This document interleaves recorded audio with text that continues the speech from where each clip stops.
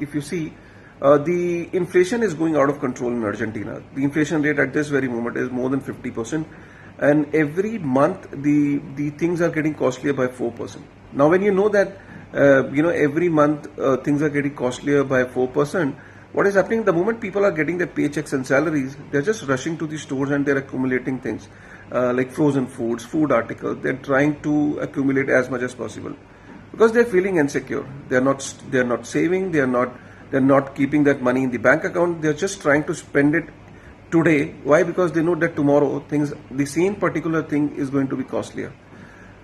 So things are really getting out of control, and the government out there is trying to figure out a way. And since there is a liquidity crunch as well, because the commercial banks are struggling to motivate people to deposit and save more in the banks, right?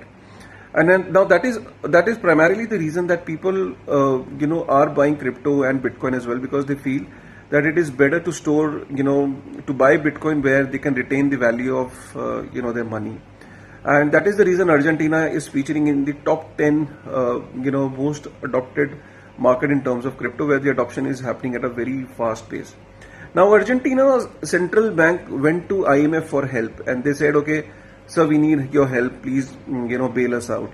IMF said, okay, we are committing 45 billion US dollar to you, but we've got a condition, one of the condition there where the Argentina central bank has signed that letter of intent is that IMF has said that since you are featuring in the top 10 markets in terms of crypto adoption, and your central bank and your private banks and commercial banks are providing Bitcoin related services, you need to ban them. You need to prohibit your banks to provide services to their clients. And Argentina, what they did is like they signed that letter of intent and they directed their banks to stop those services. And yesterday, Argentina has actually prohibited all the banks to deal in crypto assets. It's basically a de facto ban on crypto.